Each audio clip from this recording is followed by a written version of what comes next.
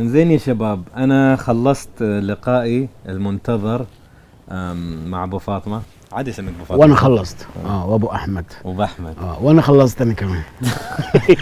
فأتمنى تستمتعون إن شاء الله. بزوايا جديدة للأخ محمد. هو عزيز علي من سنين، عزيز علي مش عشان مشهور، يعني إخوات. شيء أعمق إخوات. أعمق عن كل هذا. حبيبي. اللي مش مشترك في البرنامج يشترك ويتابع، واللي يحب محمد يتابع في كل مكان وفي كل حتة. وأهم عن كل هذا دعواتكم لنا الاثنين. ان شاء الله يا رب. حبيبي استمتعوا. حبيبي حبيبي حبيبي حبيبي يا قلب. غالي.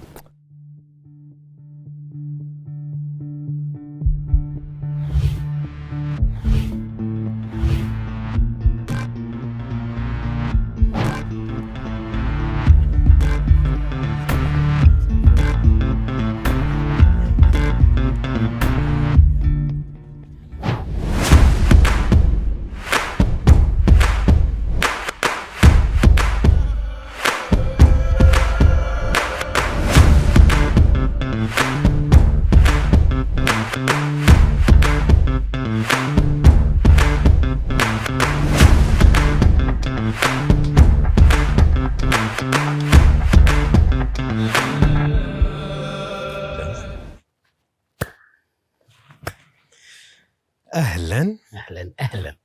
أنا أول سؤال، متى آخر مرة أنا وأنت شفنا بعض؟ يوم اشتغلنا بعض تقريبا 10 سنين؟ لا اكتر شويه. أكثر من 10 سنين؟ 12 تقريبا. إيش؟ عملنا اعلان جميل كان، وكان اول تجربه، وانت كنت شاب يافع لسه بتقول بسم الله. الشنب ما كان طالع. ولا كان في اي حاجه.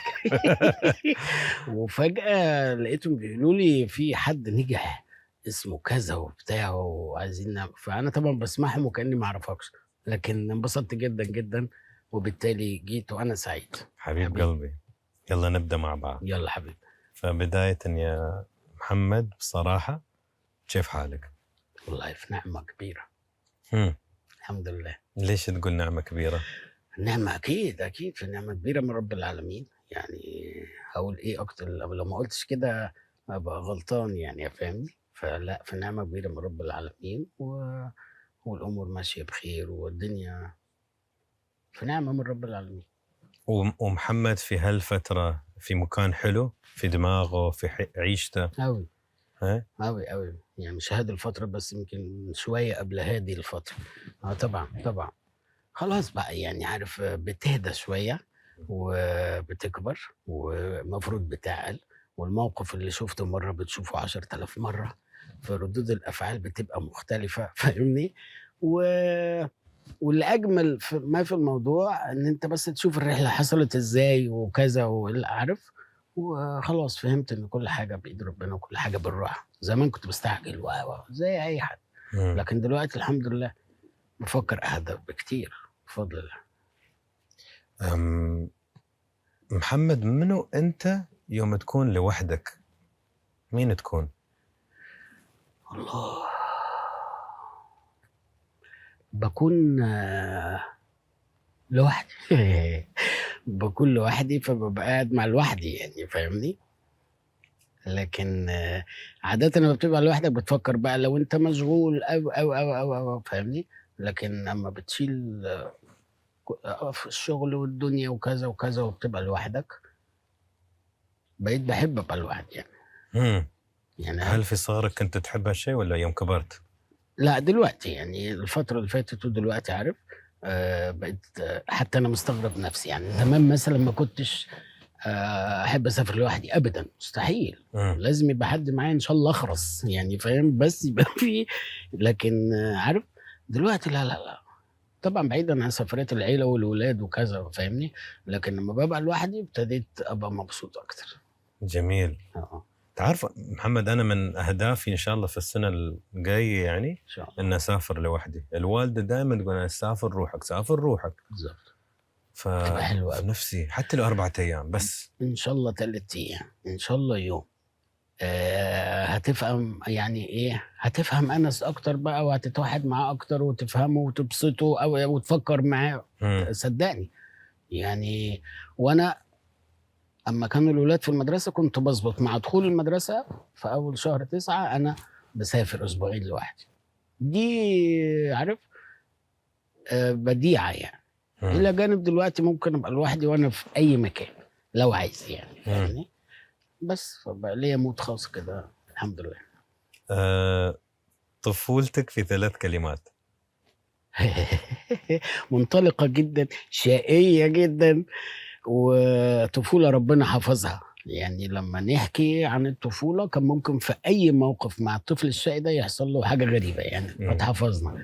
لكن كانت طفوله لحد ما مدلله شويه، لان انا جاي بعد 4 بنات، انا امير البحار فاهمني.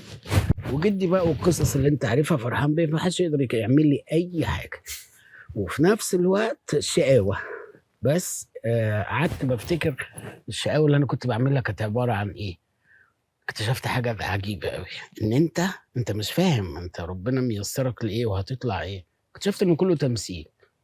تخيل يعني، حتى يعني كنت بعمل ايه، انا كنت بعمل مقالب وكنت بخوف الناس، في النهايه كنت بعمل سيتويشن يعني فاهمني. يحصل كارثه ما يحصلش انا كنت بضحك، خدت بالك؟ والله. فدي حاجات كتير، حاجات كتير لما كبرت فهمت. يعني فهمت ان انا هبقى كده عارف. فده مخزون بقى من الطفوله دي. فكانت طفوله جميله جدا بفضل الله. وعلاقتك مع الماما والبابا الله يرحمهم. امين، الله يرحمهم يا رب. علاقتي مع البابا والماما، اولا انا خرجت من البيت مثلا نقول 20 سنه لما ابتديت امثل كويس، وده كان قرار صعب قوي ان انا اسيب البيت. بس ابويا الله يرحمه وافق لما لقى العيال بتجري ورايا في الشارع بقى في مسلسل بخيل، وانا من الخامسه الحلقه الخامسه ما عرفتش امشي في الشارع في امبابه، فقال لي تمام وبتاع. لكن العلاقه كان فيها صداقه طبعا كبيره جدا، وبالتحديد مع امي. ابويا بحكم كان سفره كتير وكذا وشغله ومش عارف ايه، لكن امي هي بقى كانت عارف الحكايه يعني، الحكايه في كل حاجه لحد دلوقتي. لكن ابويا الله يرحمه يحسن اليه ما شفتوش وانا صغير وانا بكبر ان هو كان بيسافر وكذا وبتاع، بس لما انا كبرت تحولت لصداقه جميله قوي قوي قوي قوي قوي قوي لحد اخر يوم. بس اما بتقعد تسرح فيهم وانت نتاج دول ناس طيبين قوي قوي الله يرحمه الله يرحمه.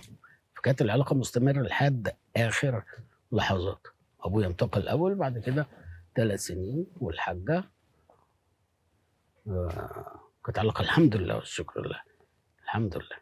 هل كانوا فخورين فيك؟ قوي قوي قوي قوي، لان ما كانش حد يصدق ولا انا ولا اي حاجه الطريق ده واللي حصل من رب العالمين الكرم الكبير ده. ابويا فرح بعدين، لان ابويا انا كنت في حقوق وابويا عايز شاف المحامي بقى وشاف ابنه وكيل نيابه، وده كان يعني مصدر فخر واعتزاز في اي مناسبه اجتماعيه. محمد في اولى حقوق وان شاء الله عارف، فكان هو يا حبيبي انا صدمت في الموضوع ده. فهو ما قالش الا اولى، ان انا ما عدتش الا اولى، يعني انا اولى 2 سنين واترفدت، خدت بالك؟ فلما انا اترفدت اللي كانت مؤمنه بيا شويه وامي وبتساعد حاجات بقى، لكن ابويا بقى شاف اترفدت من الحقوق، الموضوع باظ بقى وحاجات كده. قلت له همثل، قال لي ربنا معاك بقى، خدت بالك؟ بس جبته في روايه كنت بقول فيها جمله، وطبعا ده غلط مني يعني، فطبعا راح هزقني قال لي انت كومبارس وكانت ليله وده اللي سبت عشان نتجمع وشقيت طريقي. واول مره يتفرج عليا فحزمني. والله كان اسعد يوم في حياتي يعني. انا طبعا بشتغل، وكان الحمد لله ربنا كرمني في الروايه دي قوي، فانا كنت بروح يمين وشمال انا بجيب عين ابويا عارف، لان هو يعني شخصيه كده الله يرحمه بقى وظابط وبتاع وعارف، لا ده الموضوع بجد وشاف كده. دي كانت احلى بالنسبه لي نصره يعني. بعد كده بقى يتابعني بقى ويجي كل المسرحيات كل كذا كل كذا، والحمد لله يعني شفت في عينه نظره الاطمئنان يعني، فالحمد لله. لكن الحاجه كانت معايا في اي حاجه، خدت بالك؟ وانا اعمل بلاوي وانت عارف اي زي اي ام مصريه تقعد تداري وبتاع، وانا ما كنتش فاهم يعني. انا لخبطتهم الحقيقه. انا كنت بلعب كوره ونادي الزمالك وثانويه رياضيه، كوره كوره كوره، ما فيش في دماغي اي حاجه، ما بتفرجش على التلفزيون حتى. وادخل الجامعه تحول الموضوع خالص من كوره الى طلعت المسرح والمسار اختلف، عارف. فكل شويه لخبطه، هو انت محامي ولا لعيب كوره ولا عايز تبقى ايه؟ فالحمد لله ان هم استحملوني وربنا جابها بقى، يعني كرمنا يعني. هل انت كنت اصغر واحد في العائله؟ ايوه. انتوا 5 6 قلت لي؟ احنا 6 ولدين و4 بنات. وكيف وضعك من الاعراب وانت اصغر واحد؟ وضعي من الاعراب، اولا اخويا الكبير وبعد كده 4 بنات وجيت انا بقى.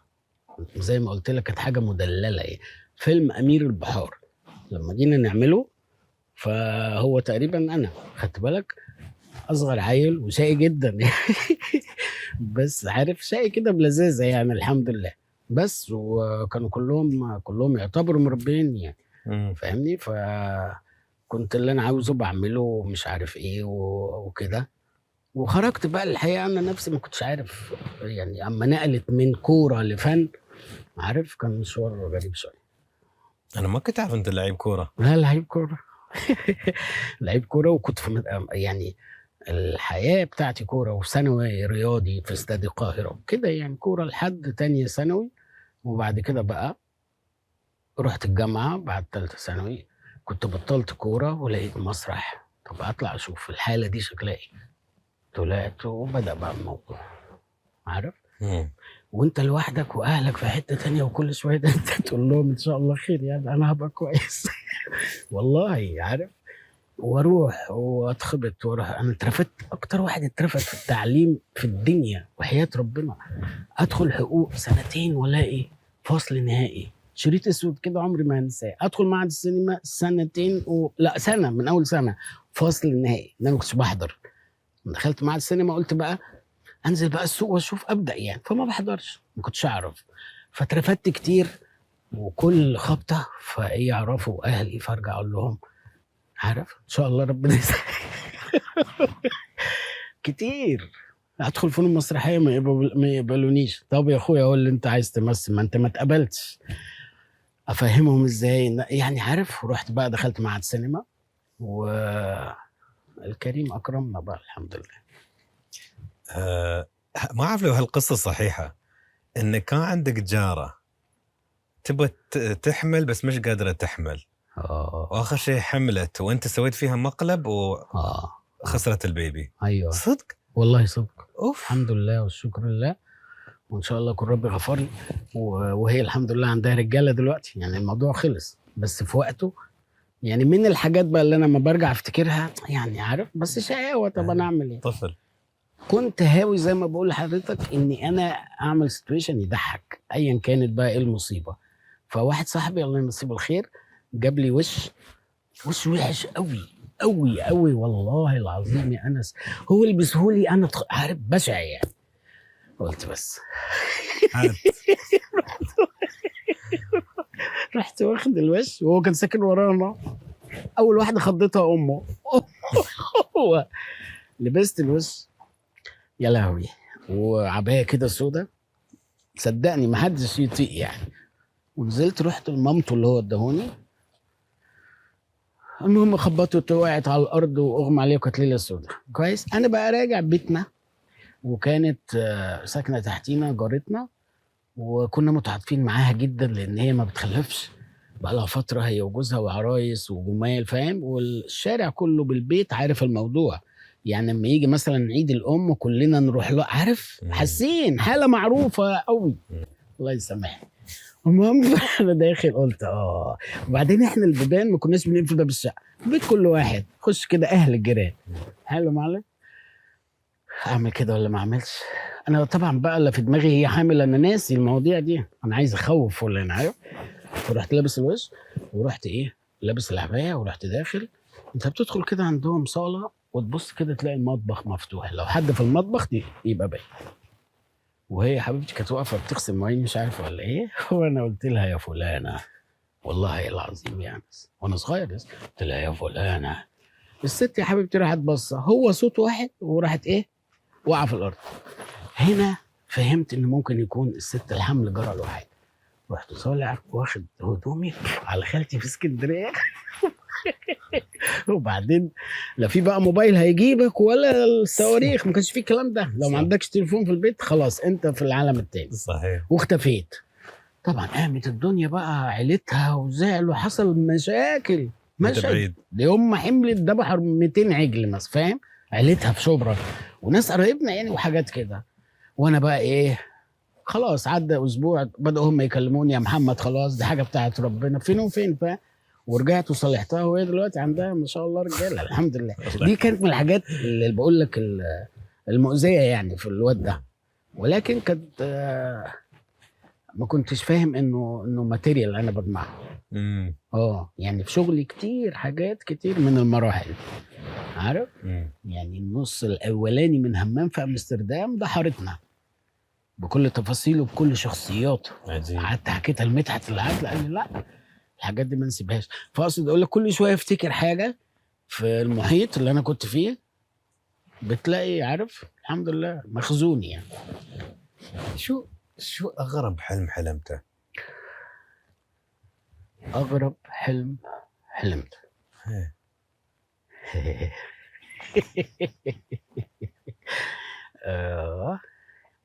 يعني انا ما بحلمش كتير يعني، ولكن الاحلام مثلا لو شفت حاجتين 3 4 في حياتي يعني ما اعرفش احكيهم يعني، فاهم؟ بس ولكن هقول لك الله اكبر الله يعني كذا حاجه مثلا، يعني كذا مثلا ابقى قلقان في موضوع وكذا مش عارف ايه واشوف في نومي حاجه كده جميله او ما اشوفش. لكن احلام اقعد احكيها افتكرها ما اعرفش. عيل شو هل في يا محمد عقده فيك من صغرك وكبرت معاها؟ عقده؟ لا مش بالمعنى ده يعني واحد يخاف من الظلام، واحد يخاف من في المستوى ده انا فاكر عقده نفسيه يعني طبعا لا يعني في ناس في شكلهم في خشمهم، في ناس ايوه لا خالص. هي حاجات من المستوى ده مش حاجه في الشخصيه يعني زي الضلمه مثلا، زي الادوار العاليه. طبعا يعني انا ما اطلعش دور عالي وابص تحت، ابص تحت ليه؟ فاهمني؟ والله مش بهزر. واخر اختبار مع الاستاذ مندو العدل في مسلسل ارض النفاق قلت له يا مندو، وانا بقى طلعت في فول الصين وطلعت حاجات قبل كده بس انا مش عايز الحاجات، فكان ليه عايزني شوت يلبسني الهارنس ونط من فوق السطوح لما خدت حبايه الشجاعه وبتاع. فالمخرج بيبقى صعبان عليك، المخرج عايز يعمل شوط حلو، فاهم؟ فقلت له انا هوعدك هطلع معاك فوق وهبص كده في الشارع. قلت لك يا لا. قال لي ماشي. طلعت فوق وفعلا بصيت، ما عارف بتشوف الدنيا كده يعني. دي اللي بحاول مش اجاهد فيها، ولكن بحاول ما بعرضش نفسي للادوار العاليه. انا مالي الضلمه اختفت، ان انا اصلا ما بخافش من الضلمه، ان انا ابن مسرح، فاهمني؟ احنا طول الوقت ماشيين في الكواليس في الضلمه يعني، بعرف امشي في الضلمه لكن ما بتزعجنيش يعني، فاهم؟ هي الحاجات اللي مش طبيعيه، الحاجات الغريبه كده، لكن غير كده تاني لا مفيش حاجه مسكت فيا. وكيف انت قلت لي درست مش محاسبه، قانون؟ سنتين. وكيف رحت من هذا الى التمثيل؟ رحت قعدت زي ما قلت لك سنتين في حقوق القاهره ورفضنا. ايوه. بعد كده رحت فنون مسرحيه الاكاديميه وقدمت وما قبلونيش قسم تمثيل. السنه اللي بعدها قدمت في المعهد العالي للسينما قسم انتاج ونجحت الحمد لله. اخيرا. من اول ما دخلت المعهد العالي للسينما حبيت بقى ايه اسوق نفسي كممثل، انا عايز امثل. من معهد السينما ما فيهوش قسم تمثيل، خدت بالك؟ ومن هنا من اول سنه اللي هي كنت بغيب فيها دي وبعد كده رفضوني وبتاع ورجعت تاني، كنت علشان بشوف انا هعمل ايه في الحياه. الا ان تاني سنه في معهد السينما انا قاعد في الكافيتيريا ولقيت صاحبي بيدور عليا، علي ادريس المخرج الكبير دلوقتي، وكان معانا في المعهد. قال لي في دور حلو قوي يا محمد، يا رب يكون من نصيبك. وكان دور عطا اللي هو في البخيل وانا في تاني سنه في معهد السينما بس. وبدأ بقى المشوار الجميل الحمد لله. وهل محمد الكوميدي صعب عليه إنه يكون ممثل عشان الجمهور يتوقعه يضحكهم حتى برا الكاميرا. هتحس هذا الضغط يعني حتى لو انت ماشي في سوبر ماركت ولا ماشي يتوقعونك، حتى جيم كاري وهذيلا بالظبط ان تلقائيا لا انت مفروض تضحكني، انت مفروض تكون فرفوش طول الوقت، تكون مبسوط. دي بتتعرض لها كتير جدا جدا جدا، وما تلومش على الناس الحقيقه يعني. خدت بالك؟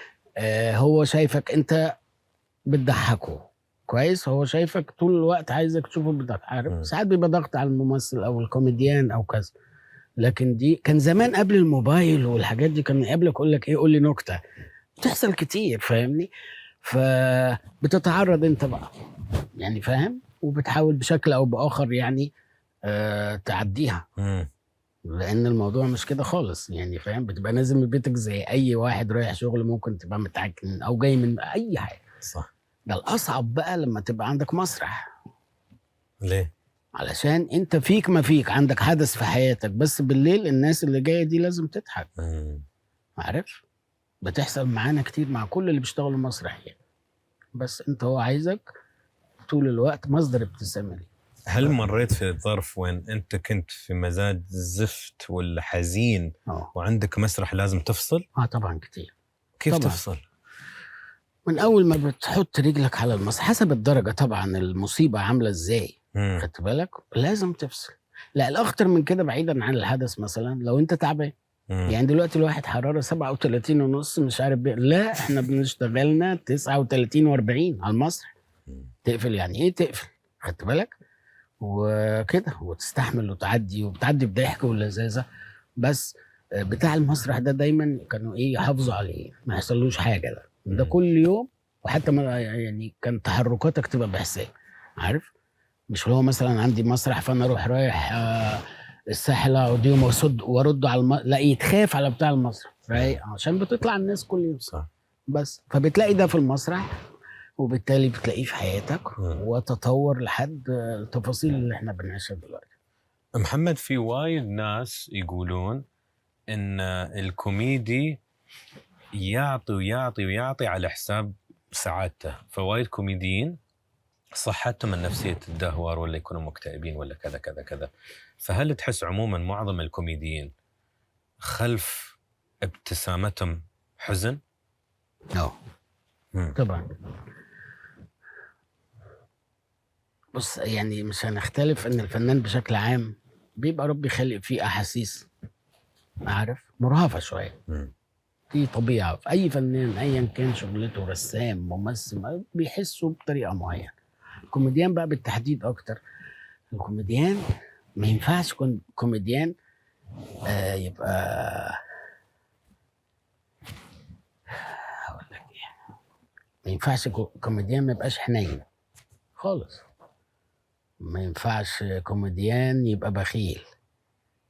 ما ينفعش كوميديان يبقى، عارف، حاجات كتير. عشان كده الكوميديان اصلا ما ينفعش كوميديان يضرب الناس وبجد، لا لا لا، الكوميديان يتضرب. الكوميديان زي الفنان العاطفي. خدت بالك؟ يعني استاذ عبد الحليم حافظ، يعني لازم اتعاطف معاك كوميديان كده. عشان كده الكوميديان لو خد الناس في موضوع وعيط، الناس تعيط معاه على طول. عارف؟ يصعب عليهم على طول، لانه هو الى حد ما منهم قوي، اللي بيخش روح الناس ده اللي ربنا اداله الملكه دي. خدت بالك؟ الكوميديان بالتحديد ليه علاقه مباشره كده مع الناس. ما ينفعش يبقى بايخ، ما ينفعش يبقى غبي، ما ينفعش يبقى بخيل، ما ينفعش يبقى مش حنين، ما ينفعش مش عارف ايه، كل دي صفات. لا، لانه هو بيبان في وشه على طول لما بيطلع. خدت بالك؟ ايا كان بقى بيمثل او ما بيمثل، لا بيبان. لان التمثيل بشكل عام او اي حاجه محتاجه قبول من رب العالمين. الكوميديان اكتر. الكوميديان اكتر، الكوميديان الحقيقي يعني بتلاقي حاجه كده مختلفه عن الباقيين، دي هو ليس ليه دخل بيها تماما، دي من رب العالمين مباشره، وهو بيستخدمها كويس وبتاع حاجات كده.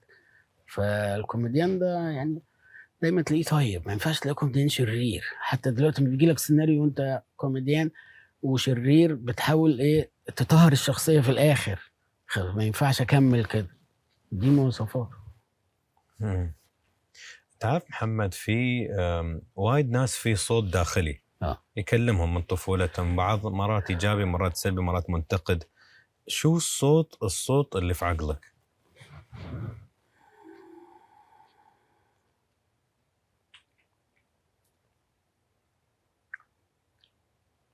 الصوت اللي مصاحبني طول حياتي يعني.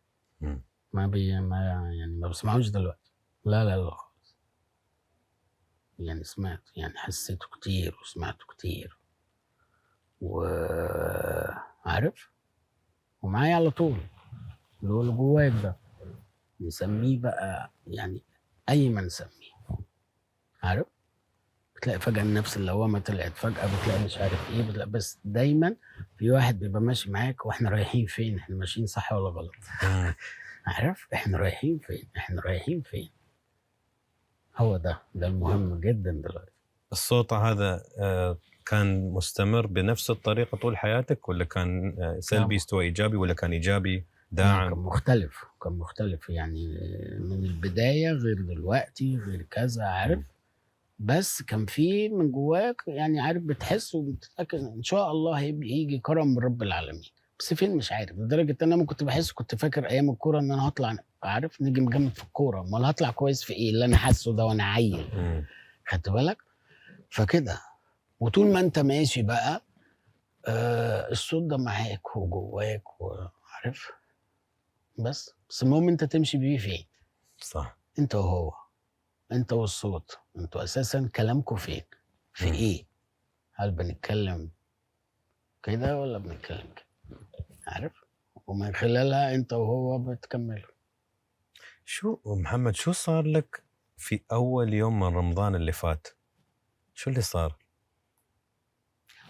اللي صار ان انا كنت عامل قسطره، كنت مركب دعامات. بس كان قبلها، قبل رمضان وبتاع، بس نزلت الصوره في البتاع. لا انا من حوالي 5 سنين ربنا ابتلاني كده وبتاع، فركبت دعامات. حلو. فانا متفق مع الدكتور كل سنتين نخش ونوسع عارف. فدخلت في الليله دي. واحد الدكاتره الله يسامحه بقى خض الناس علينا ونزل الصوره، وكل شويه نزلوها يعني، عارف. ولكن كانت حاجه بسيطه والحمد لله. وشو نروح لشريكة عبير، صح؟ طبعا. شو دور عبير في حياتك؟ يعني وصف لي اياها المرأة. دور كبير كبير كبير كبير. اولا الله اكبر، يعني انا عرفنا بعض وانا بقول بسم الله، فاهمني؟ بسم الله. فما هي من الاول تماما خالص المشوار كله. لا لا لا. وبعدين كان في اتفاق بيني وبينها، قلت لها انا لو تميت 35 سنه وما بقتش يعني حاجه الحمد لله، يعني مش عايز ابقى ممثل بقى، وعارف وكده يعني اعتمد واستنى، وعارف عن نفسي عشان اعرف افتح بيت وكذا. اللي اتجوزوا قبلي وقعوا في الفخ ده. فقلت لها ان شاء الله 35 لو ما نجحتش قوي انا هتوكل على الله بقى اشوف ايه، هسافر وابدا على 50 هنجح يعني ان شاء الله. وكرم رب العالمين جه 33 سنه صعيدي. خدت بالك؟ على طول ما فكرناش، اتجوزنا بعدها على طول بعد همام. لكن عبير الاسعد لا، من البدايه خالص. وكنا اصدقاء اصلا. الاحلى في الموضوع ان احنا علاقتنا بدات صداقه. خدت بالك؟ وبعد كده راح ربك قلبها بقى. فلا يعني معايا من الاول تماما. ربنا يحفظها. امين. شو معنى الحب بالنسبه لك؟ الله اكبر. الحب ارقى واحلى احساس ربي خلقه يعني الحب يعدي اي حاجه. الحب يعمل اي حاجه. انا لو بشتغل معاك وانت مديري وبتقول لي اعمل كذا وكذا هعمله عشان انت مديري. لكن لو انا بحبك الموضوع هيختلف. اي حاجه اي حاجه اي حاجه تعدي بجمال بالحب، لان هو اطهر وانقى احساس في التاريخ يعني. فاهمني؟ بيعدي الحياه وبيحليها. لا لا لا لا خالص. انتوا كم سنه متزوجين ما شاء الله؟ اللهم صل على سيدنا محمد. 25 ما شاء الله. وشو تعلمت في هالمشوار تحسه ضروري لاي انسان متزوج، انه ضروري انه يوفرها ولا يكون متواجد عشان العلاقه تكون صحيه؟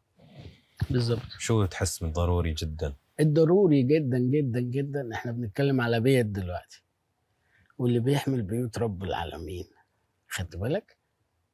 بيت فيه أنس وفيه ربنا وفيه بتاع، ربنا بيحافظ عليه. آه آه التفاهم كمان أحلى حاجة. يعني ما نشغلش قلوبنا في كل الحاجات، قلوبنا تودينا في حته، لا، في عقل، الذكاء حلو، اشوف احنا فين، هل ممكن نتناقش في الموضوع ده دلوقتي ولا ده مش وقته. الاعباء بقت كتير، يعني لو زوج وزوجه كده كل فتره كده يقعدوا قعده صحوبيه، بس ما حدش يستغلها، خدت بالك؟ بجد لازم نتكلم كاصحاب، ولازم نبقى اصحاب، عشان احنا في نفس المركب والامواج عاليه قوي، خدت بالك؟ الذكاء والحب والحنيه. بعدين ربنا لما قال لنا سكينه، وعارف لازم يبقى فيه سكينه وفيه كذا. ربي يحافظ على البيت على طول على طول على طول. يعني مش عايز بس عشان ما اتكلمش في مواضيع كبيره ولا بتاع، ولكن هي البدايه كده ان احنا توكلنا على الله، واي حد بنمر طبعا بالحياه وكل اللي فيها وبتاع، بس البيت اللي فيه حب واللي فيه بيحبوا بعض وماسكين، هو ده كنز يعني. في واحد محمد قال لي، قلت له هو كان في علاقة طويلة، قلت له كيف أنت مثلا ما استمر؟ قال لي أنا ستعرف نحن كبشر نتم نتغير، فعشان تكمل في زواج سعيد وصحي لازم ترد تحب زوجتك مرة مرتين ورا ثلاث ولا أربعة، كل ما النسخة الجديدة تطلع لازم تحبون بعض على النسخة الجديدة واللي بعدها. طبعا. هل أنت تحس هالشيء صحيح؟ جدا جدا جدا. حينما يتوافر كل فترة كده لازم فاصلة تجدد كل المواضيع، خدت بالك؟ لازم كل فترة نخرج كده بره الكوكب دوت، ان شاء الله نقعد في الغيط، يعني مش لازم نسافر ولا بتاع، يخرجوا بره دوت ويشوفوا حياتهم بدأت ازاي وبقينا ايه وايه الموضوع، واللي في متفاهمين فيه واللي لسه مش عارفين نتفاهم، خدت بالك؟ لكن يا جماعة الحب، وخصوصا لو الأسرة فيها أولاد وبتاع، عارف؟ لا نصحى ونلم بعضينا كده، خدت بالك؟ لكن الحمد لله والشكر لله انا اتربيت في البيت، ابويا وامي عاشوا مع بعض 52 سنه، خدت بالك؟ ما عنديش فكره اللي هو عارف، لا جواز بما يرضي الله، وربنا بيكمله طالما ماشي بالاصول يعني، خدت بالك؟ وانا اصلا شخص بحب البيت، بحب الاسره وكيان العيله يعني، عارف؟ الله يديم علينا وعلى الناس النعمه يا رب. هل انت اب كويس؟ يقال. قال والله يقال يعني، خدت بالك؟ وساعات ما بس يعني الاب اللي هو الطبيعي، بس هو ده حاجه جدا جدا جدا. انا ما بعرفش اعاقب. يعني العقاب ان انا، يعني هقول لك ايه، ان انا اذيك او اؤلمك، يعني فكره الضرب دي غير وارده في حياتي، ولا حصلت ولا هتحصل ان شاء الله، ولا اني اعنفك لدرجه ان انت تتاذي نفسيا، انت برضو مني انا هزعل عليك، فمعادله صعبه جدا. فبمسكك اربيك وفي نفس الوقت اضحكك كويس قوي. لازم كده وكده، ما ينفعش لو حد عاقب بس، لا، عاقب يا اب زي ما انت عايز، واحضن، عارف؟ بس انا ما اعرفش انا ابني اضربه او بنتي، او انا ما عارف، صعبه. لكن في طرق تانية، خدت بالك؟ اما بتصاحبهم وبيحبوا قعدتك وكذا، انا مش هعبرك يومين ثلاثه، انت مزعلني يعني، خدت بالك؟ وتلعب معاه في الحته دي. لكن وعلشان انا ما يعني انا عندي يا شغلي او ما فيش شغل، بقعد بقى في حياتي، ما في البيت وبتاع، خدت بالك؟ فيلم كبير جدا جدا جدا وحكايه، خدت بالك؟ وانا مشيت بقى، يعني رب له سبع وصاحبه له سبع واخو له سبع، سيدنا النبي صلى الله عليه وسلم اللي قال كده. فهي كده، هم دلوقتي اخواتي، انت عندك فاطمه وفريده واحمد. الحمد لله، احمد خلاص أحفظهم. 18 سنه وهندخل جامعه، والبنتين بفضل الله خلصوا، وعارف؟ فدول الحمد لله والشكر لله بيبقوا اخواتك بعد كده، واصحابك وسندك وحكايه. كيف تعرف ليش بعض الناس، الحين انا بصدق كلامك ان اولادك اصحابك، الحمد لله نعمه، انا والوالده نفس الشيء، كلنا اصحاب الوالده. طبعا. ليش بعض العوائل ما يقدرون يوفون صداقه واحس لو ما استثمروا فيها من الاول طبعا انسى في المستقبل يكونون اصحاب، بيكونون رسميين وكويسين وطيبين مع بعض ولكن مش اصدقاء. فاللي شو الفرق؟ شو لازم الابو والام يسوون عشان في المستقبل يكونون اصحاب؟ صاحبهم على طول على طول من الطفوله؟ من بدايه المراهقه، من بدايه المراهقه. يعني انا كنت بحكي مثلا لاولادي اقول لهم في سن هتعدوا عليه مواصفاته كذا كذا كذا، خلي بالكم احاسيسه كذابه، عارف بشرح لهم الفتره انا جاي لكم من المستقبل، خدت بالك لما بيعدوا بيها وبتاع فعلا بيقتنعوا من الاول. ما احنا قلنا ربوا اللي سبع، خدت بالك التربيه بتاعت البيبي وبتاع، بعد كده صاحبهم وقت المراهقه لازم يا جماعه يتصاحبوا وما نستغلش الصحوبيه. مش مثلا بنتي ولا ابني يعترف لي بحاجات فانا لا، خليك صاحب عشان تربي يعني. وبعد كده عدوا ال7 دول بقوا 14 سنه اخواتنا بقى كده، صاحبوهم صاحبوهم صاحبوهم بكل الطرق، بكل الطرق يا معلم، مفيش حاجه اسمها كده. وعيالك دايما مش في عينيك، لا في حضنك، يعني كل ما انت الوقت متوفر وبتاع. هم غلابه الحقيقه، والله غلابه. يعني احنا طلعنا، انا كنت بنترمي في الحاره، كل اللي في الحاره ابهاتنا، فاكر؟ تدخل هنا تتغدى، تدخل عند عمك فلان ويربيك ويقول لك مش حاجات كده. دلوقتي هم جايين في وقت فعلا صعب وفعلا دوشه، 600,000 رأي، 600,000 حكايه، والسوشيال ميديا لا. مين هيقعد معاهم؟ لا يعني بتقعد مع اصحابك في كافيه 4 ساعات، خليهم ساعتين يا اخويا واقعد مع اولادك، والله ما بهزر والله صدق. خدت بالك الى جانب ان هي دي مسؤوليه هتسال عليها، الى جانب ان هي فيها متعه. يعني انت اللي ما بتعملش كده انت الخسران على فكره، فيها متعه من رب العالمين وانت واخد عيالك كده، فاهم؟ قصه يعني، ده اللي هو نتاجه الحياه بقى والمجتمع، فالبيت والعيال. صدقت. تعرف حتى انا متطلق بس اولادي قالت لي انا اسمع، كبروا الاولاد ما شاء الله. اي مواضيع حساسه عندك انت لو سمحت؟ قلت له من عيوني، وانا شاطر في المواضيع التابو والحساسه، تعال. جدا جدا. اولاد ولا بنات؟ ولدين. الله يحفظك. امين. فتعرف دائما افضل ولدي يسالني انا ان شاء الله عن الجنس، ان شاء الله عن التحرش، ان شاء الله عن البلوغ، اي حاجه، اي شيء يسالني انا والمفهوم يطلع مني انا، عن ما يروح جوجل ولا سوشيال ميديا ولا المدرسه. بالظبط. تعال عندي حبيبي، انا ما لا بحكم عليك او بره دول خالص وحد تاني يوجهه، لا لا لا خالص. اسمع ابنك، اسمعه يبقى صاحبك. بقول لك انت كمان متعه بقى، هتلاقي انت بعد كده لما تيجي عايز تفسح، انا عايز اتفسح مع ابني، ما احنا بقينا اصحاب، تبقى جميله يعني. صح. ومسؤوليه الاب في اوقاتها قواعد بتتاسس وخلاص، بس الرحله احنا جايبينهم عشان نستمتع بيها. اي والله. فاهمني؟ فربيهم وعلمهم وحببهم في رب العالمين، هيبقوا لزاز جدا جدا جدا. لكن غير كده لا، صعب. فعشان يعني ما بشوف ناس اصحابي بقعد اتكلم معاهم ونهزر وبتاع، ايه يا اخويا ده يبقى متجوز لسه وبتاع مش عارف ايه، وهو سهراته 5 الصبح في الكافيه. طيب والبيت وبنت الناس ده الجواز يا جماعه مسؤوليه تسال عليها، كنتش اتنيلت اتجوزت يعني، فاهم؟ حاجات كده. لكن البيت جميل. البيت اللي فيه حب واستثمار جميل. البيت اللي يخلى من هالاشياء ما له طعم، ما له بهار، مثل الاكل ما فيه طعم، ما فيه ملح، كرتون كده. اي والله كرتون. كرتون والله. ما تحس مفيش مشاعر. لكن البيت الحلو غير. البيت الطيب اللي فيه رب العالمين. انت حس بيتك شي، بيتك انت وصغير كان شي احس، فعرفت تنسخ وتطبق جدا جدا جدا. وطلعت شفت ابويا وشفت امي، شفت كذا وشفت كان البيت وشفت صله الرحم وشفت مش عارف. جميل جميل جميل.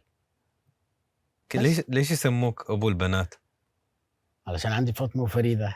هذيل قبل ما يجي احمد. كنت ابو فاطمه وبعد كده فريده. اللي ما خلفش بنات ما خلفش يا معلم، دي نعمه كبيره قوي قوي قوي. وبعد كده شرفنا الحاج احمد، الحمد لله. حبايبي الله يخليك. عندي اسئله. وين الكرت؟ ايوه هاي اسئله حلوه يا شيخ، يلا نشوفها، عشان كان وايد في بالي ان انا بجلس معك، قلت خل استغل يلا فرصه. اوكي يا محمد يا ابو فاطمه، لو كنت بتختفي ليوم كامل حتعمل ايه؟ اقعد على البحر. لا ما حد يشوفك، يعني انت انفيزبل. اه ما حد يقدر، يعني تقدر تكون موجود في الغرفه ما حد يشوفك. انت ها لعبتك الحين، انا عارف. نرجع الحين للطفوله. الله الله، لو انا مختفي مختفي. اوه الله الله الله، اروح في اي مكان انا عايزه صح. اللي عايزه. قاع البحر، انا انزل في البحر تحت وامشي كده اميال اشوف الموضوع ده. والله ما بتروح بنك وتسرقها؟ لا لا لا لا انا انزل كده اشوف عشان بحب البحر قوي، فعايز اشوف قاع البحر واعمل غطس والحاجات دي. لكن هعدي بقى على 3-4 من حبايبنا كده اهزر معاهم. تخوفهم شوي. تخوفهم شوي. تخوفهم ده مقلق. لازم، ده ضروري. اساسي، ده اساسي. فده يبقى زي زمان طاقية لخفة كانت مجننانا يعني عارف.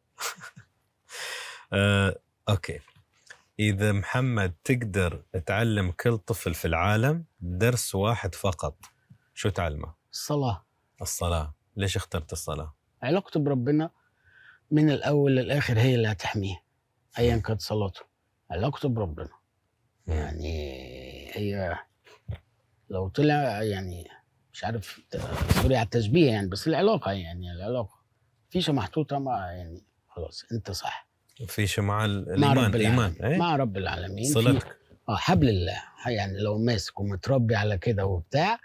والنصيحة الوحيدة شوف الهنا كله.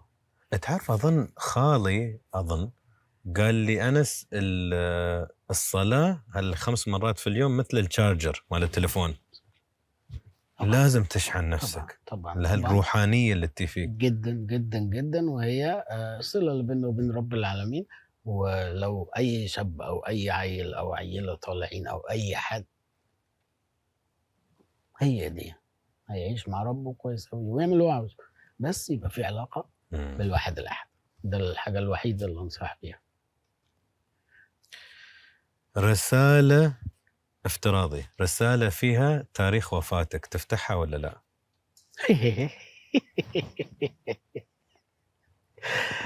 يعني مش فاهم، حد هيبعت لي رسالة؟ رسالة مكتوب فيها تاريخ وفاة محمد، الله يطول في عمرك. امين يا رب. تفتح الرسالة ولا ما تفتحها؟ افتحها وكل ده بكش. ليه؟ لا الامر بايده. ما تفتحها؟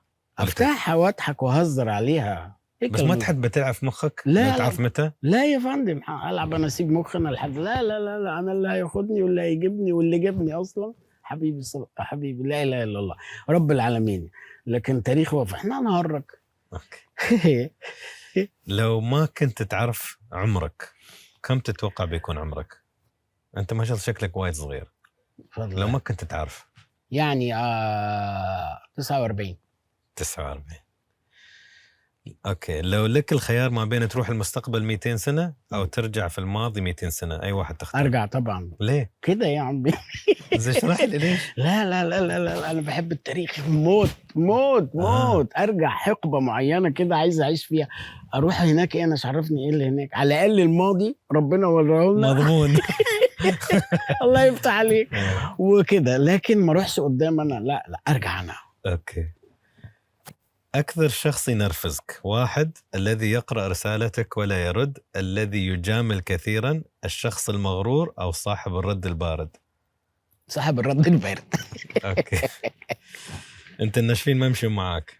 أوكي، في سؤال كان طاير على التيك توك بس سؤال حلو. يقول لو واحدة من بناتك وهم صغار في غابة وما فيها ولا حد في الغابة، فاضية يعني هي ضايعة، يعني ضايعة في الغابة لوحدها، وعندك خيارين، أو تكون مع دب أو تكون مع رجل، تختار أي واحد؟ مع الدب طبعا. ليه؟ الدب هياكلها ونخلص منهم هما الاثنين. فاهمني؟ مع رجل هدينا بقى. أنت تعرف كل أبو لبنت يختار دب؟ أيوة طبعا يا فندم. ليش ما تأمن في الريال؟ يمكن طيب. افرض الريال ابن حرام وغابة وبتاع، يلا يخليك. يمكن يطلع طيب. ما اضمنش بقى، ما ده ريسك. بس يمكن ما يجدلها، يمكن ما يجدلها. يا سيدي بص، خلها تموت مع الدب وربنا يتولاهم هما الاثنين. لكن راجل هتضايق حتى، فاهم؟ لو راجل عنده 100 سنة يعني الفكرة نفسها، طب انا هقلق ليه؟ قدرها الدب وخلاص. الدب. انزين، سؤال للخيال، وانت ما شاء الله حس عندك الابداع، فلو تغمض لي عينيك وتخيل معايا، لو انت يا محمد في صحراء جرداء ما فيها ولا حاجة، ولا أنت مش موجود. أيوة. أوكي، صحراء فاضية فاضية فاضية، وفجأة أقول لك تشوف مكعب. أوصف لي المكعب اللي تشوفه.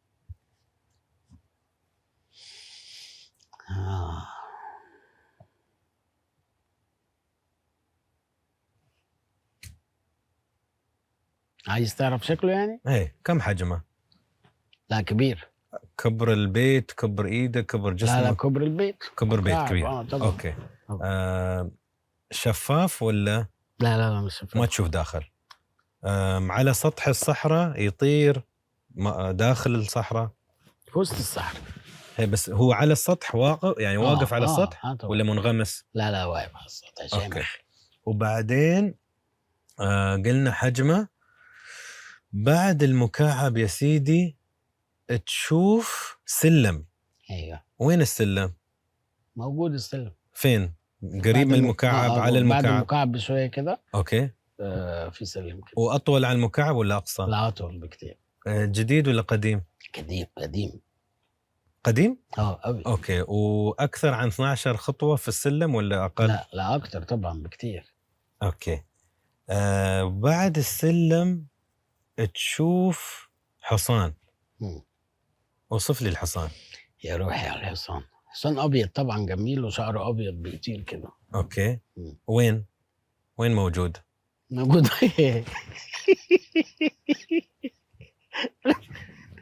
بعد ما بتخلص السلم بتخش يمين كده. فاهمني؟ في شويه خضره. لا ما في ولا شيء. احنا قلنا ما فيش حاجه. مكعب، سلم، أوكي. حصان. بعد السلم يمين كده الحصان واقف جنب السلم. جنب السلم. اوكي. وواقف ولا يركض ولا؟ لا واقف مستني حاجه، سرحان. في سراج ولا ما في؟ سرج يسمونه السرج، في عليه ولا ما في؟ لا معلوش سرج. اوكي. لا. وبعد الحصان تشوف زهور، ورود. يا روحي. وين الورود؟ الورود بعد الحصان. بعد الحصان. بعد الحصان كده في طريق من الورود الملونه العظيمه يعني، بس ملهاش ريحه يعني، ورود فاهم؟ مش ورد بلدي، لا بس ورود لطيفه. ذابله ولا صحيه؟ لا صحيه كده ومهزازه وجميله. اوكي. وبعد الورود تشوف عاصفه. فين العاصفه؟ لا اله الا الله سيدنا محمد. العاصفه بعيد قوي قوي قوي، اكاد لا اراها. وما تاثر على اي من العناصر ولا هتقرب من العناصر دي. بقول لك بعيد قوي عشان توصل لنا عايزه سنين. اوكي. اعطوني الشرح لو سمحت. وين السؤال مكعب؟ اعطني الكارد جيم. الله. الحين بشرح لك. ايوه. لا هاي شيء وايد حلو. شكرا. جميل قوي. فهذا الله يسلمك يا ابو فاطمه، هذا يسمونه اختبار المكعب. الاختبار اسمه كوكولوجي، تبع عالم نفس ياباني. كويس. ويلعبها على العقل الباطني. ايوه. فانت يوم تجاوب انت تلعب، ما تدرك شو ياس تجاوب بالضبط، بس الحين بشرح لك وصفك انت. بسم الله. المكعب هو الشعور بالذات او الانا، الايجو، الانا. انت قلت ما بين الكبير ولا مش صغير يعني. انت قلت لي ميديم قد البيت. فبين ما انت واثق من نفسك بشده وجريء وقوي وراغب في الظهور واللي حسس دقيق، ومتواضع اكثر خجلا انطوائي وتفضل الاندماج اكثر، انت اكثر على الاول. على سطح الصحراء يدل على الاستقرار، منطقي، تعرف ماذا تريده من الحياه وتجتهد للحصول عليه. صلب، تعرف من انت، ليس من السهل التلاعب بك وواثق من نفسك. السلم هم العائله والاصدقاء. انت قلت منفصل عن المكعب. ورا المكعب. سلم منفصل، واثق من نفسك ومستقل، تحل معظم مشاكلك دون مساعدة العائلة والأصدقاء. أعلى من المكعب، تقدر أصدقائك وعائلتك تقديرا كبيرا وتهتم بهم. سلم طويل منفتح وتحتفظ بالعديد من المعارف، بس تتوقع أصدقائك أقل. قديم، تعرف أصدقائك منذ مدة طويلة وتعرفهم جيدا. فوق 12 سلم، لديك عدد قليل من الأصدقاء ولكنك تستمتع أيضا بصحبة معارفك. الحصان، شريكك المثالي يعني عبير. أنت قلت سبحان الله، قلت مكعب السلم وعبير كانت جنب العائلة. أيوة. فأنت عندك شريكة الحياة قريبة من الأصدقاء والعائلة بالضبط. بمثابتهم يعني تقديريا. أوكي. ليس لديه سرج، ترى أنه ليس بإمكانك السيطرة على شريكك ولا يمكنك التنبؤ بأفعاله. وقلت حصان جميل وأبيض، ترغب في شريك يوثق به ويعتمد عليه. أوكي. الزهور هم الأطفال، كمية الزهور تشير إلى عدد الأطفال الذي أو ترغب في إنجاب أو تحيط نفسك بهم، يعني إن شاء الله حتى بالضبط. أولادك. إن شاء الله. مزدهرة ونابضة بالحياة اللي أنت قلت، تعكس صحة أطفالك وازدهار وعلاقتك أنت بهم. أوكي الحمد لله. وأنت قلت حتى أنت شوف كيف رسمت لي إياه، أنت المكعب، السلم، عبير، وأولادك عند. شوف كيف رتبتهم. ها أوكي. عاصفة المخاوف والضغوطات والإحساس بالتهديد والقلق، غير واضحة الرؤية في الأفق، أنت في سكون داخلي، كلما اقتربت العاصفة كلما اقترب التهديد المباشر، وأنت لم تؤثر على العناصر، تعتبر أي تهديد قابل للسيطرة ولديك الثقة في قدرتك على حل المصاعب. أنت في حتة كويسة بفضل الله. الحمد لله. فالجواب الأول يوم أنا قلت لك بصراحة كيف حالك، أيوة الحين أثبتناه بفضل الله. بفضل مش الله. مجاملة فقط. حبيبي حبيبي غالي. حلو. ها أوي أوي. ده ياباني. ها هذا ياباني. لعيب. طبعا. شو نسوي في اليابانيين؟ طبعا. شطار.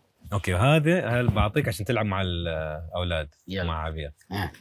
الحين فنط لي اي يا حبيبي تفضل. اوكي نختار واحد لك وواحد للجمهور. انت اختار اللي تبغاه. اختار هذا. انت اخترت اثنين. اوكي واحد ليا. انا اقرا لك هذا. عطني. انا بسالك السؤال. اوكي وانت ترمي قبل ما تجاوب، وهذا اسلوب الجواب. اوكي يعني ايه ارمي؟ مش كده إيه. وما جاوبش يعني. لا اصبر، اول شيء نشوف شو مكتوب. اذا كان باستطاعتك ان تولد من جديد ففي اي عقد كنت تود ان تولد؟ ارمي. شو العكس. لا ما بعكس. ايه ارمي. لا عكس يعني اعكس السؤال لي، انا ما بجاوب انت تجاوب. ارمي بعد.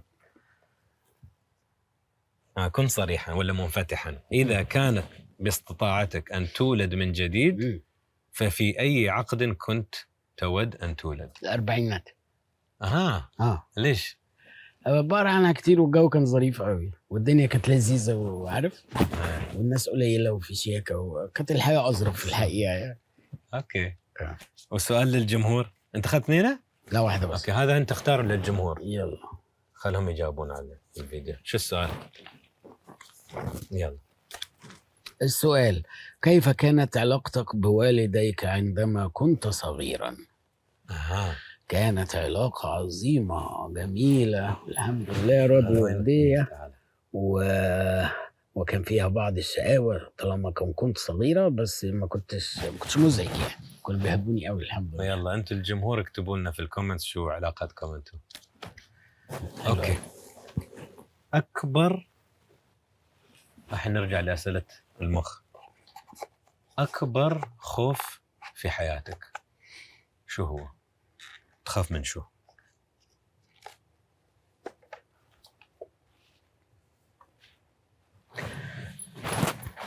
يعني في حياتي ما عارف،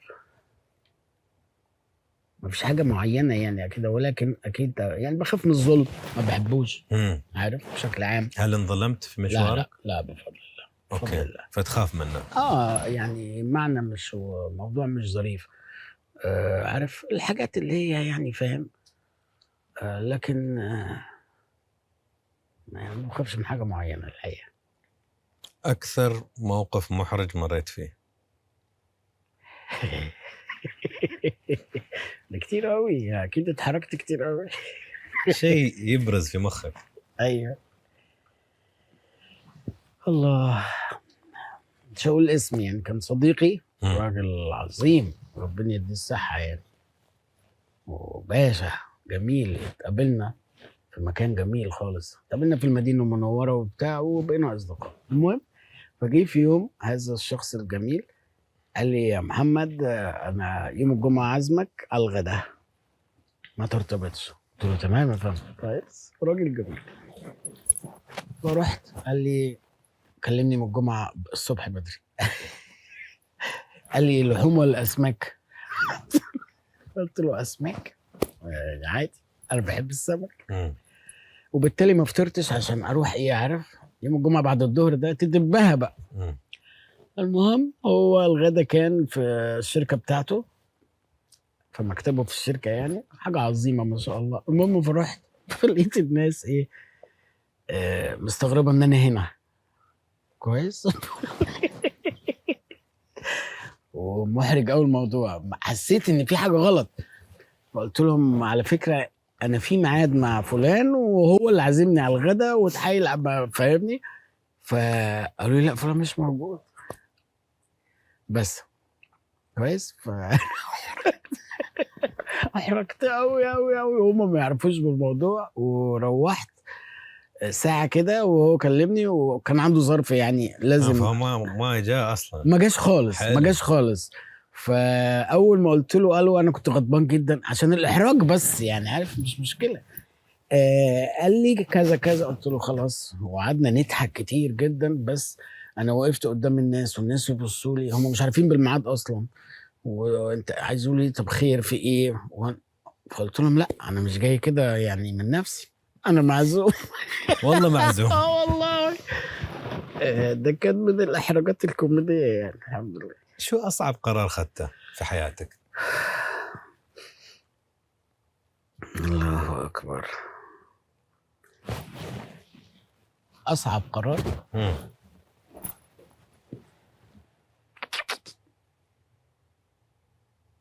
ان انا بطل تدخين قريب. حد بطل؟ خلاص. حلو. كلمه كلمه حتوقف تماما. انا متفق مع نفسي شهرين 3 ستوب. ثانك يو. على الكاميرا. جدا جدا جدا. بس ده اول مره اقول ان شاء الله وقف تدخين تماما. اول داعم لك. ان شاء الله. وارجع رياضي بقى زي زمان. حبيبي لازم. طبعا انا بحب كده، بحب اقوم وبحب الرياضه وبتاع وخلاص. شربنا سجاير ونبطل سجاير نبقى افضل اكيد. اكيد.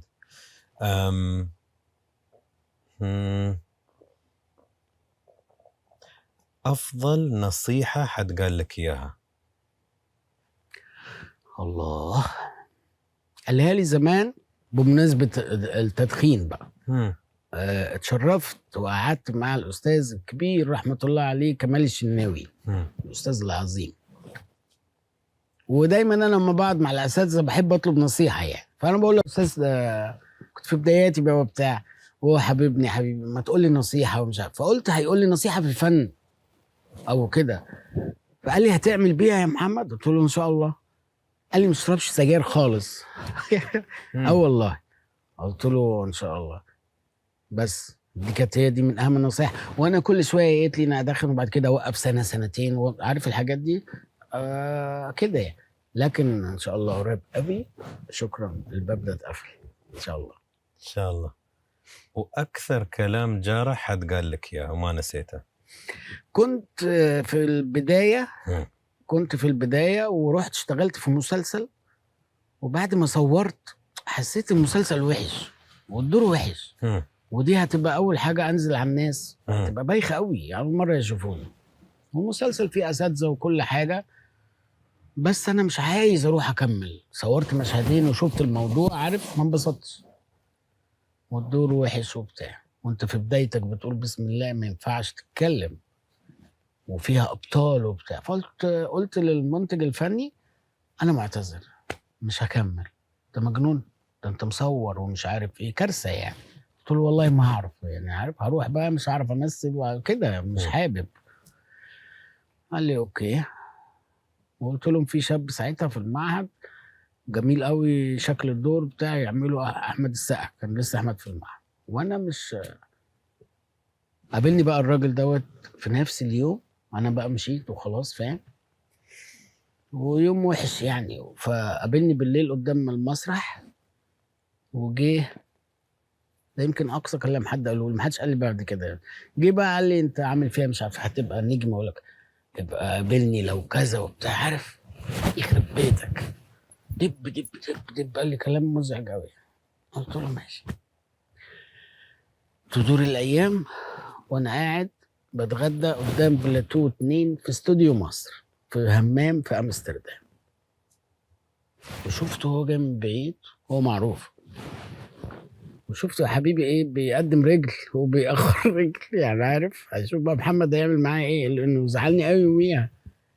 طبعا جريت عليه وخدته في حضني وبتاع عارف، وخلصت الدنيا. بس كان يوميها هو يعني كانت عارف، بس ما حصلتش الحمد لله، ما حدش عمل معايا حاجه يعني الحمد لله. متى هل في فترة خيبت ظن محمد في محمد؟ زعلت نفسك من نفسك؟ طبعا. متى هاي؟ طبعا يعني اكيد دخلت حاجات في حياتي او مشاوير او اقول ايه اللي انت عملته ده، عارف. حصلت على المستوى الشخصي وعلى المستوى الشغل وعلى المستوى كذا، فاهم. كده ايه. متى زعلت من نفسك كثير؟ يعني ما تحب تكرر هالشعور خلاص؟ شو اللي خلاك تحس لا يا محمد؟ الله الله الله الله. يعني الحمد لله، يعني ما فيش حاجه مثلا اليومين دول او بتاع انا كنت بعملها وازعجتني وغلط فانا هوقفها، لا. الحمد لله والشكر لله، وبفتش في نفسي يعني طول الوقت. لكن لقيت وانا بكلم مع حالي كده الفتره اللي انا فيها ديت، خدت بالك، فقلت له لا يا حبيبي انت خلاص ستوب تدخين، بس يعني افرح بصحتي ونعمه ربنا وحاجات كده. لكن حاجه الفتره اللي فاتت كنت بعملها وقفت. يمكن قريب قلت لا مش هعمل كده تاني، ان لما اتحمس لحاجه اخد فيها قرار على طول، يعني اسيبها بس شويه معايا، عارف. لما احب حاجه على طول اروح كذا، لا لا لا لا، على اي حال اي مستوى، لا لازم اخد وقت في التفكير في عارف بعض الحاجات. لكن بشكل عام الحمد لله، يعني بص، الله يرزقنا نعمة الرضا وهو عارف، فأنا راضي ومبسوط وبشكر ربنا، بس بحاول طول الوقت أعمل حاجة أحسن في حياتي بشكل عام، مش في الفن بس. لو تقدر تغير شيء واحد بس في ماضيك، شو بتغير؟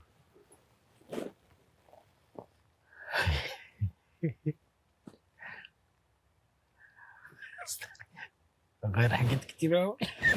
أعطني واحدة. أيوه، أغير الفترة اللي أنا اتمرمطت فيها في التعليم دي. كل شوية أدخل يرفدوني، يعني عارف كانوا 4 5 سنين، يا لهوي. ازعاج يعني، خدت بالك، فبس شكرا دول وأكمل عادي. أنت يدك الله يرحمه أحمد؟ ابني؟ جدك؟ جدي أحمد توفى وعمره 102؟ 102 واو ما شاء الله. هل تتذكرها؟ تذكرها فين؟ تتذكرها يعني؟ طبعا جدي مات وانا كنت في ثانويه عامه، كنت شاب. وكان صاحبي. صاحبك كان؟ ايوه، كنت بطلع اقعد معاه كل يوم، هو اخر 10 سنين رائد في السرير بس بيتكلم يعني. بس كنت اطلع انا بقى وانسه وبتاع، كنت بحبه قوي وهو يحبني جدا، ويقعد يحكي لي الحكايه يعيدها لي 7000 مره، بس انا بحسسه ان هي اول مره، وحياه ربنا، وبالتحديد جوازي ده ابويا وامي، كل شويه يقول لي تعالى اقعد اقول لك ابوك وامك اتجوزوا ازاي، فاهمني. حكى لي كتير كده. بس وهو 102 ده الرسمي، لكن هو كان قال لي انا ايه يعني في سنين زياده كده، انا مش كاتب ما كتبتش في الحكومه على طول حاجه كده يعني. بس كان بقى بديع الجيل اللي حج على جمل، يعني عارف اللي راح رحله الحج على الجمال، عارف الفتره دي، يعني اكيد في شبابه كان كده، فكان بيقعد بقى يحكي لي وحاجات جميله جدا جدا جدا، وهو كان راجل جميل الله يرحمه، ف ربنا رزقه من العمر يعني. عندك تليفوني الكبير هذا، تعطيني بس الكبير. الله تسلم. في صورة قلت لهم يرسلون لي اياها. هذول الاثنين مين؟ الله، الله اكبر، الله اكبر، يا لهوي. دول مين ايه؟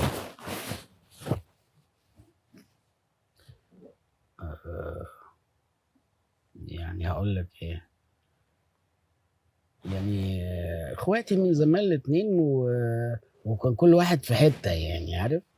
يعني خالد صالح رحمه الله عليه من الجامعه، عرفنا بعض في الجامعه وخلاص بقينا بقى اصحاب، مش اصحاب، اخوات بقى، العائلات حتى. وحبيبنا التاني اقول لك ايه، يعني حكايه كبيره قوي قوي قوي قوي قوي قوي. هي خلصت بدري بس مستمر. فاهمني؟ يعني الحكايه نفسها وجوده في الدنيا وكذا وخلص بدري، بس يعني لك ان تتخيل لو مش في حديث او في كذا، في كل جلسه بيجي وسيرته عارفه، ومش عايز اقول لك تحس انت ما فقدتوش يعني. بس ده كان حكايه كبيره قوي قوي. خالد صالح الجامعه بقى، الجامعه من اول ما دخلنا، يمكن حتى قبل ما اعرف عليه، خدت بالك؟ خالد صالح الجامعه وجيل الجامعه والشله ديت كلنا، وكان في علاقه في بيوتنا واهالينا ولكن انا هقول لك على حاجه انا ما قلتهاش، ان انا ربنا قدر لي حاجه لذيذه جدا، وهي ان انا قعدت مع خالد صالح يوم كامل قبل انتقاله. وما كانش ده مرتب، يعني انا رحت عشان اشوفه انا، والله يرحمه برضه طارق عبد العزيز، كويس. فقالوا ممنوع وبتاع وخلاص. اليوم اللي انا رحت له فيه الدكتور مجدي يعقوب قال له يا خالد انا عايزك تخرج تقعد يوم في الاوتيل. هو اليوم ده اللي انا رحت، فقعدنا طول النهار احنا الثلاثه، جبنا بقى من الجامعه عارف، وتصورنا، وانا طبعا خفيت الصور دي، فاهمني؟ بس عشت معاك يا خالد كتير اليوم دوت وكده دي كانت حاجه جميله يعني جدا من رب العالمين.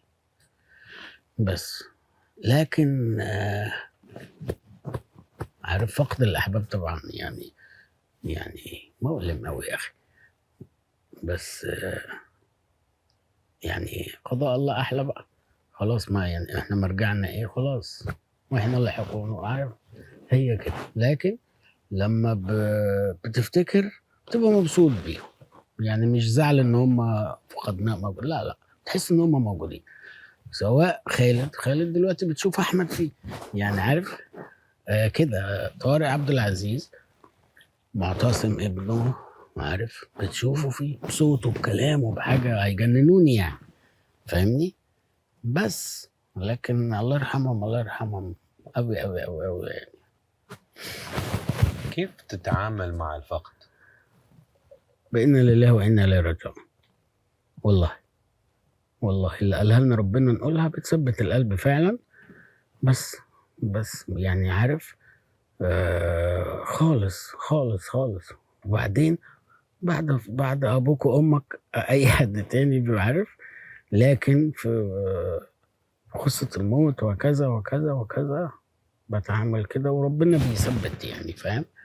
لكن الحدوتة والذكريات بقى والبتاع بتقعد انت تشوفها مع نفسك، بتفتكر، بتروح، حدوتة كبيرة قوي قوي قوي.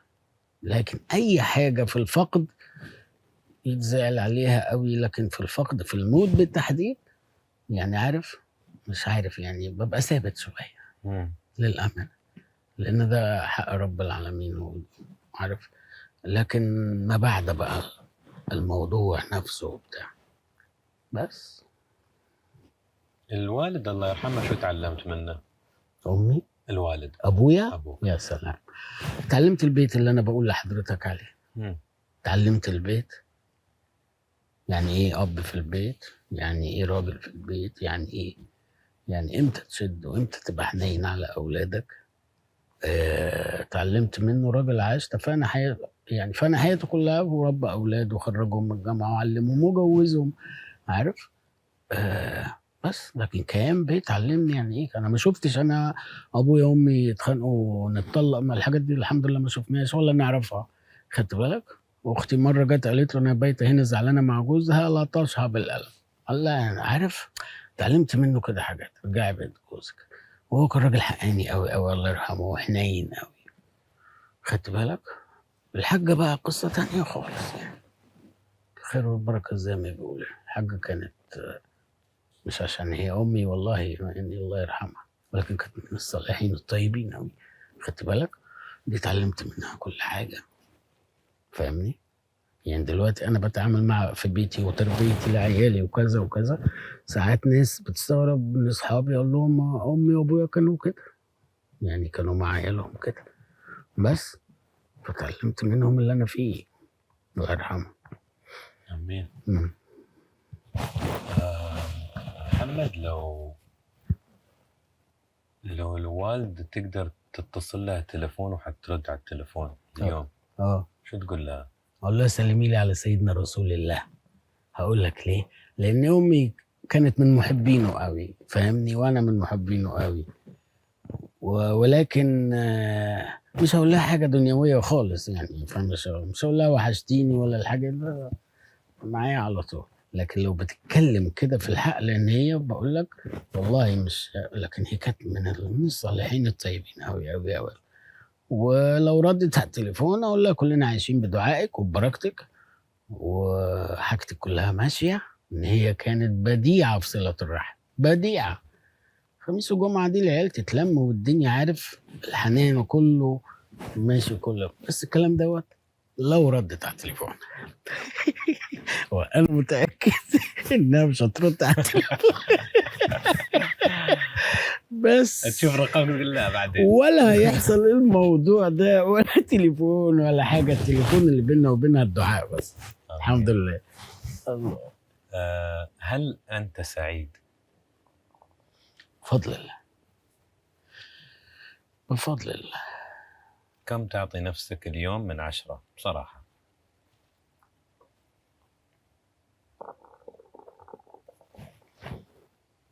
يا أخي سعيد وراضي وحامد وشاكر والله، فاهمني؟ برغم أي حاجة في ظروف الدنيا، لكن بفضل الله أنا سعيد وراضي بما أتاني ربي يعني جدا. 7 من 10؟ 8. وشو يخليها 8.5؟ شو نقدر نخليها من 8 ل 8.5؟ يا سلام، الرضا.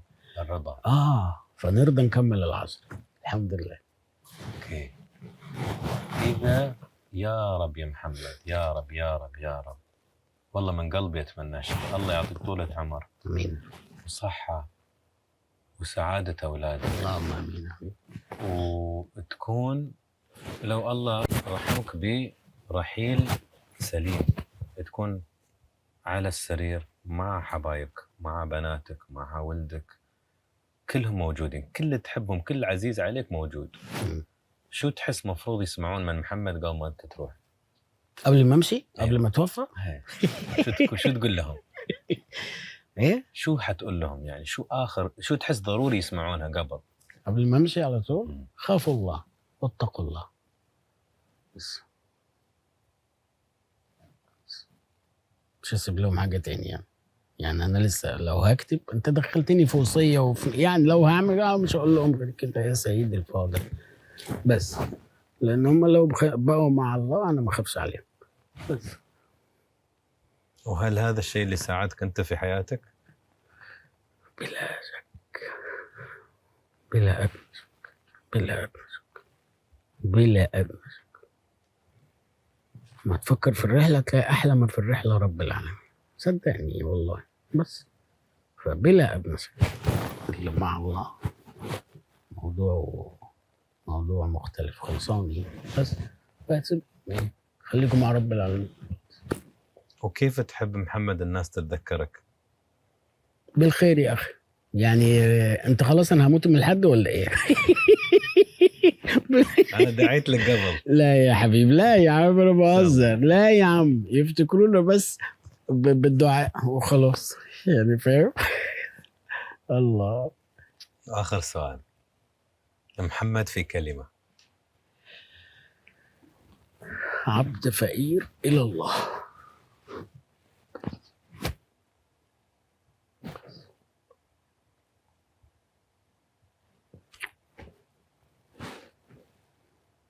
يلا عايزين يبقى نلطم على وشنا.